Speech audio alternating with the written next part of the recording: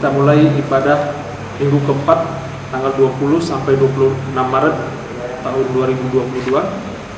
Kita bernyanyi dari buku ED 179 ayat 1 dan ayat 2.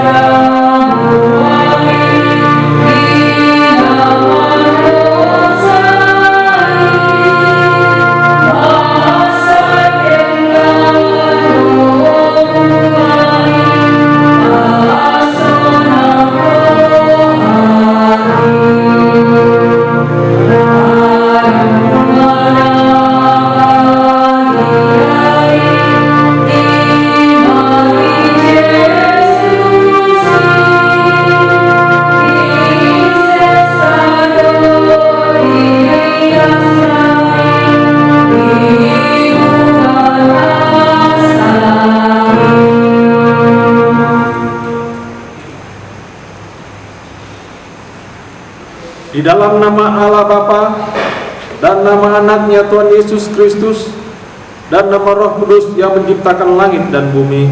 Amin.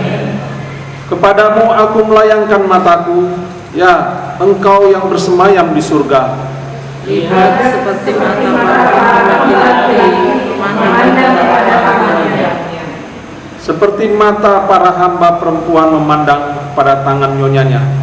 Demikianlah kita memandang kepada Tuhan Allah kita sampai Ia mengasihani kita.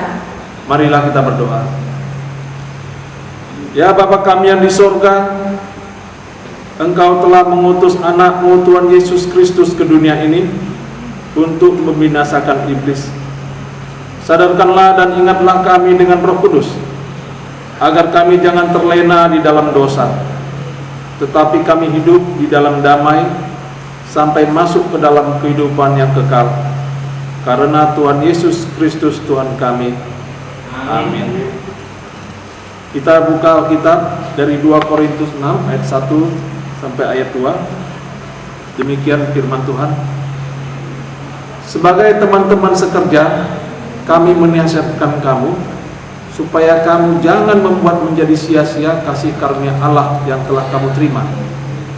Sebab Allah berfirman, pada waktu aku berkenan, aku akan mendengarkan engkau, dan pada hari aku menyelamatkan, aku akan menolong engkau. Sesungguhnya waktu ini adalah waktu perkenaan itu. Sesungguhnya hari ini adalah hari penyelamatan itu. Demikianlah firman Tuhan. Berbahagialah orang yang mendengar firman Tuhan serta memeliharanya. Amin. Kita bernyanyi dari buku ED nomor 449 ayat 1.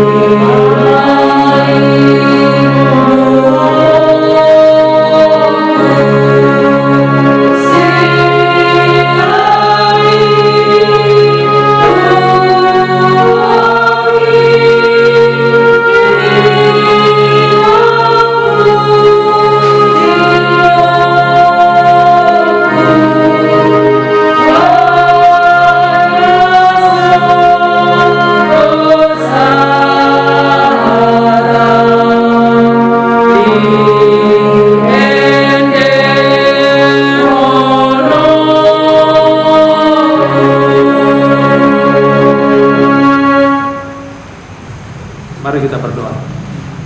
Ya Allah ya Tuhan, terima kasih Tuhan untuk penyertaan-Mu di dalam hidup kami. Ya Allah, sebentar kami hendak mendengarkan firman-Mu, merenungkan firman-Mu. Biarlah kuasa Roh Kudus-Mu yang boleh memberi kami pengertian akan firman-Mu dan semakin menambah iman kami Tuhan. Terpujilah Engkau ya Allah, dalam nama Anak-Mu Yesus Kristus, Tuhan dan Juru Selamat kami yang hidup. Amin. Horas Amang Inang, renungan Selasa 22 Maret 2022, diambil dari Lukas 22 ayat 24. Demikian firman Tuhan. Terjadilah juga pertengkaran di antara murid-murid Yesus. Siapakah yang dapat dianggap terbesar di antara mereka? Demikian firman Tuhan. Menjadi orang yang terbesar sangatlah dicita-citakan banyak orang. Bahkan ada orang bersedia melakukan apapun termasuk menyogok supaya kita menjadi pembesar. Hal itu bisa terjadi baik di instansi pemerintah maupun di organisasi keagamaan. Karena menjadi pembesar dianggap menjadi keuntungan dan kuasa dibandingkan dengan hanya sekedar rakyat jelata. Benar, di dunia ini menjadi pembesar sangat dikagumi orang. Karena bisa banyak orang yang mendekatkan diri kepada pembesar tersebut. Hingga ada orang yang mengaku keluarga pembesar tersebut supaya dia juga ikut dihormati orang lain. Saudara yang dikasihi Tuhan Yesus, anggapan seperti itu juga yang terjadi bagi murid-murid Yesus.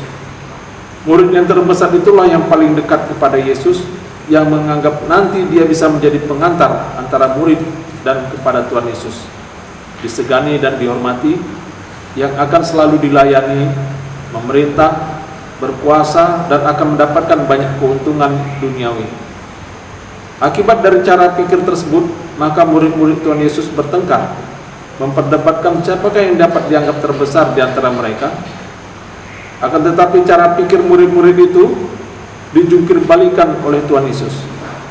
Sebab yang terbesar bagi Tuhan Yesus adalah mereka yang mau melayani, bukan untuk dilayani. Tuhan Yesus sendiri datang ke dunia ini bukan untuk dilayani, tetapi untuk melayani.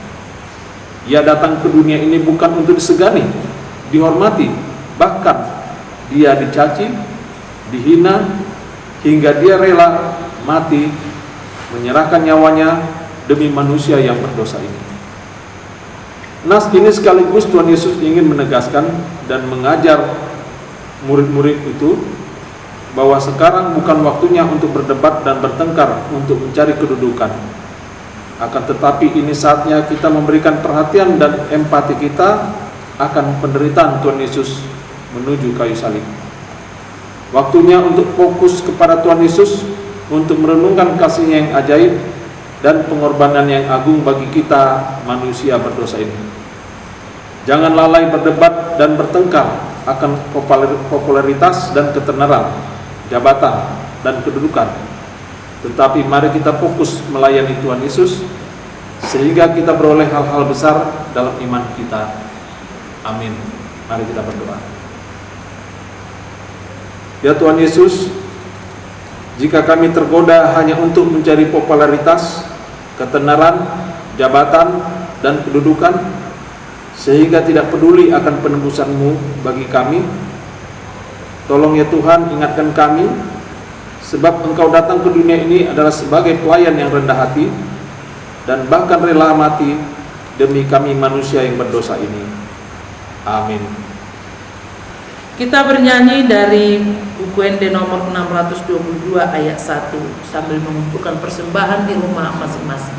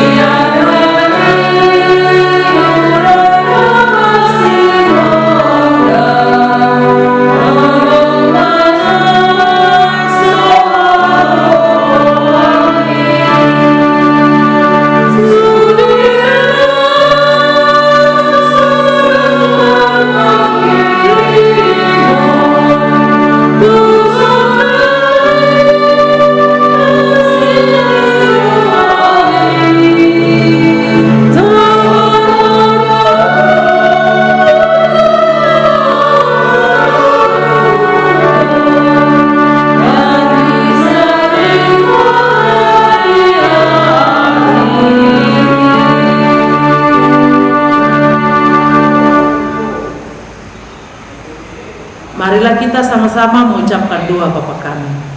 Bapa kami yang di sorga, dikuduskanlah namamu, datanglah kerajaanmu, jadilah kehendak-Mu di bumi seperti di sorga. Berilah kami pada hari ini makanan kami yang secukupnya, dan ampunilah kami akan kesalahan kami, seperti kami juga mengampuni orang yang bersalah kepada kami. Dan jangan membawa kami ke dalam pencobaan, tetapi lepaskanlah kami daripada yang jahat. Karena Engkau yang mempunyai kerajaan dan kekuasaan dan kemuliaan sampai selama-lamanya. Amin. Anugerah Tuhan kita Yesus Kristus, kasih setia Allah Bapa, dan persekutuan dari Roh Kudus kiranya menyertai saudara sekalian. Amin.